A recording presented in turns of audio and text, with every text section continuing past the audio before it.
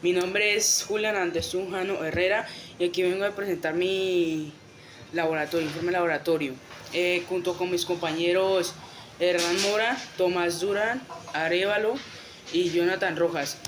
Los objetivos: determina las características de un MCU. 2. Establece la relación que existe entre elementos que intervienen al MCU. Muchas gracias. El movimiento circular uniforme. ¿Qué es el movimiento circular uniforme? Este es un tipo de movimiento que combina la rotación con la aceleración angular constante. A lo largo de esta presentación les mostraremos cómo los cuerpos se desplazan en trayectorias circulares pueden experimentar cambios en su velocidad angular de manera uniforme.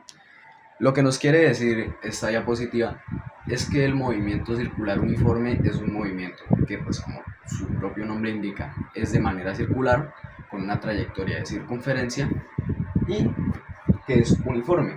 ¿Qué nos quiere decir uniforme? Uniforme nos quiere decir que tiene una velocidad constante y el movimiento circular no tiene, digamos, retoques ni ningún tipo de curva diferente, sino que es algo uniforme, es un movimiento circular de manera uniforme, un círculo uniforme. Perfecto.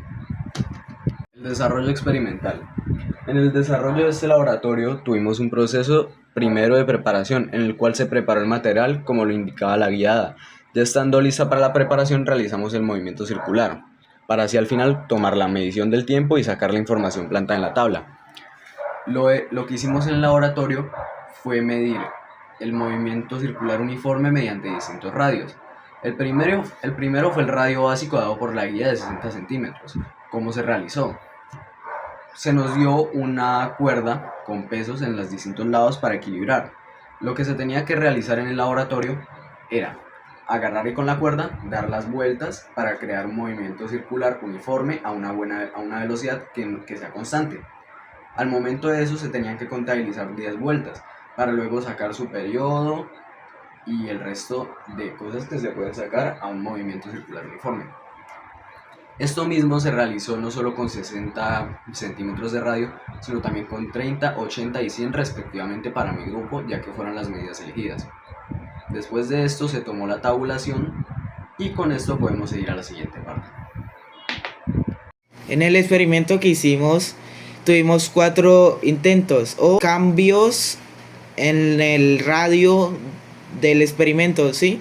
El primero de ellos fue 100 centímetros de radio, que tuvo un tiempo promedio de 12,71 segundos, un periodo de 2,27 segundos, una frecuencia de 0,44 Hz de frecuencia, velocidad angular, que es radio sobre segundo, 2,76 segundos de velocidad angular, velocidad lineal 276,18 segundos, una aceleración centrípeta de 762,77 centímetros sobre segundos cuadrados. El segundo es radio de 80 centímetros de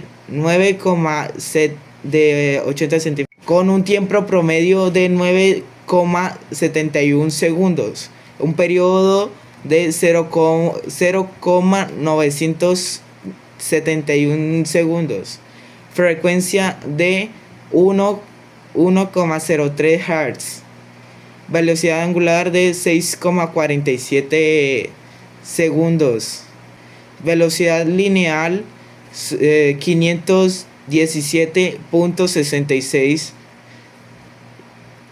y la aceleración centrípeta de 3.349,74. El tercero es de un radio de 60 centímetros, tiempo promedio de 8,88 segundos, periodo de 0,888 segundos, con una frecuencia de 1.126 Hz, una velocidad angular de 7,076 segundos, velocidad lineal de 424,54 segundos. aceleración centrípeta de 3003,89 de aceleración. Luego, por último, de 30 centímetros de radio, que tiene un tiempo promedio de 6,39 segundos, un periodo de 0,74 segundos, con 1.577 Hz de frecuencia, con 9.991 de velocidad angular y 297.31 de velocidad lineal y una aceleración centrípeta de 2946.47 centímetros sobre segundo cuadrado.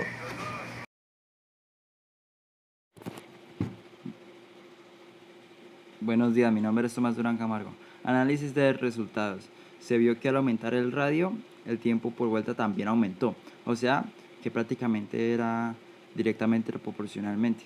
La frecuencia y la velocidad angular crecieron juntas, también eran proporcionalmente directas. Y la velocidad tangencial aumentó con el radio. La aceleración centrípeta también subió al aumentar la velocidad. Todo coincidió con lo esperado para un movimiento circular uniforme con esas variables, porque al tener proporcionalmente directo cada valor, o sea, que cuando por ejemplo, el radio aumentaba la velocidad tangencial en ambos. Eso fue los análisis de nuestros resultados. Y en conclusión, el experimento que realizamos nos permitió analizar prácticamente el comportamiento de un objeto con un movimiento circular uniforme o MCU.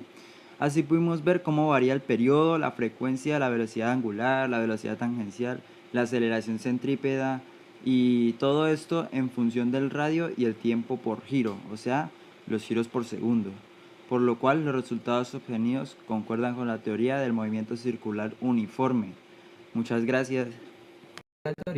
Y bueno, en la primera pregunta tenemos una pregunta la cual nos pide graficar el periodo en función de la frecuencia.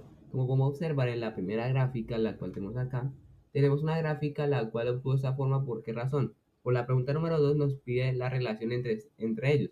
Y es que la relación que tiene es inversamente proporcional, ya que cuando una aumenta, la otra disminuye. Y por eso es que da este tipo de forma al momento de colocar los datos obtenidos al realizar el laboratorio. Y bueno, seguimos con la pregunta número 3, la cual nos pide que presentemos y representemos gráficamente la velocidad angular en función de la frecuencia. Como podemos observar, tenemos la velocidad angular, la cual se encuentra acá, y la frecuencia, y a simple vista podemos ver que es una gráfica la cual es bastante lineal, por lo cual en la pregunta número 4, que ahora voy a decir que es qué tipo de gráfica obtuvimos una gráfica la cual es una función directa con proporcionalidad directa entre los dos lados, o sea que las dos estaban aumentando, lo cual generaba este tipo de forma. La pregunta número 5 también importante, que es hallar la constante de proporcionalidad y que digamos su valor. Bueno, la constante de proporcionalidad que obtuvimos al obtener su valor fue 6.29, con lo cual la obtuvimos a través de los datos obtenidos en la dicha gráfica. Bueno, continuamos con la pregunta número 6, la cual nos muestra otra gráfica acá, la cual nos dice que tracemos la gráfica de velocidad angular en función del radio. Bueno, como podemos ver, tenemos la velocidad angular y el radio, la cual cuando los dos obtuvimos y ponemos los resultados, pues generaron la siguiente forma. Ahora la pregunta número 7, que va en conjunto a esta, dice, ¿qué relación existe entre ellos? La cual es una pregunta muy importante, ya que como podemos observar es bastante parecida a la 1 y que va a tener bastante relación. Y entonces dice, existe una relación inversamente proporcional porque cuando una está subiendo, la otra está bajando. Por lo cual es una función la cual es bastante parecida a la primera que tuvimos. Por esto es que dio inversamente proporcional, porque así al momento de generar esa gráfica podemos observar que era de la misma tipo de relación que la otra. Bueno, en la pregunta número 8 Tenemos ahora la siguiente pregunta. Ahora con los datos obtenidos de la tabla 2 que realizamos antes, construiremos una gráfica con la velocidad tangencial en función del rayo que teníamos. Y al colocar los datos podemos obtener la siguiente gráfica que es bastante interesante, la cual con la pregunta número 9, que nos pregunta qué tipo de relación existe entre ellos, pues vamos a tener un poquito más de respuesta a esto.